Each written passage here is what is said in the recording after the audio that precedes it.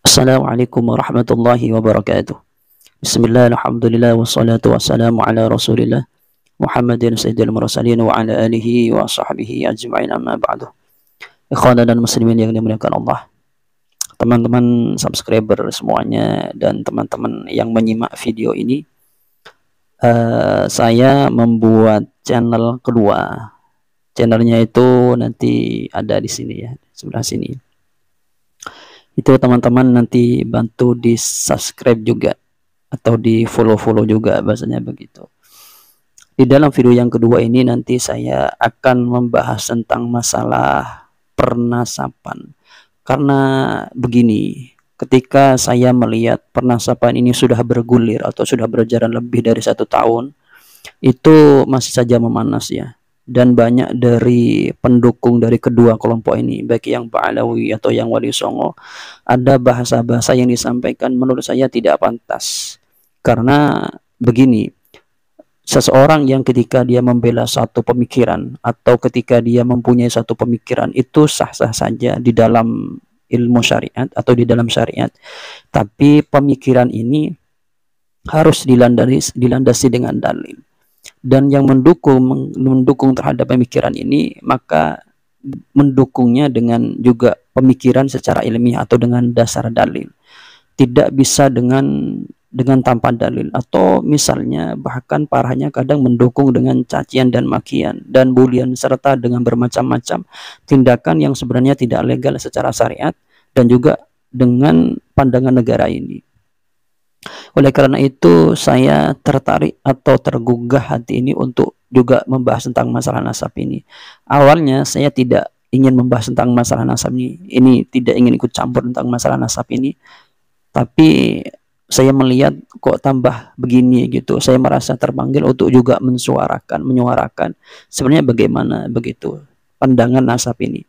Dan juga saya melihat dari satu kelompok ini, atau yang ya sebut satu kelompok ini, ada beberapa keterangannya atau penyampaiannya itu sebenarnya tidak sesuai dengan keterangan yang ada, dengan data ilmiah yang ada, atau bahkan kepada sejarah yang ada di Indonesia itu.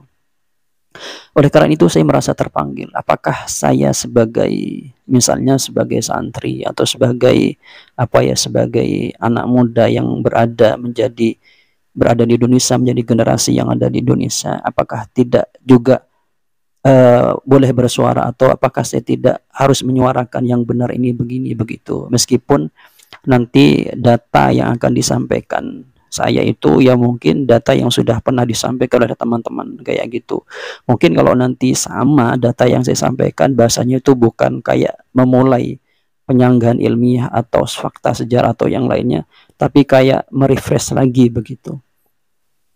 Karena begini, ketika ada sesuatu kekeliruan yang disampaikan oleh siapapun tanpa melihat latar belakangnya, maka seseorang yang faham tentang masalah kekeliruan itu maka bertanggung jawab untuk membenarkannya, meskipun kalau pandangan saya pribadi di dalam meluruskan hal yang tidak benar secara sejarah atau secara ilmiah, tetap harus menyampaikannya dengan adab-adab yang sesuai dengan syariat.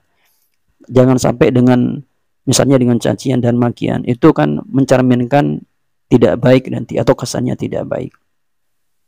Dan kemudian begini, ketika kita sebagai seorang santri, itu menurut pemikiran saya ya, sebagai seorang santri, kemudian karena ada kefanatisme, misalnya ketaksuban di dalam diri kita, sehingga tidak menyalahkan atau tidak membenarkan sesuatu yang memang nyata-nyata itu keliru, itu menurut saya bertentangan. Sebenarnya seperti yang saya sampaikan tadi, ketika ada suatu penyampaian atau data ilmiah yang keliru, maka kita harus bisa membenarkannya tanpa melihat latar belakang orang itu. Dan juga harus dengan cara-cara yang baik, atau dengan kata-kata atau dengan data-data, dan tidak mencela ini dan itu misalnya.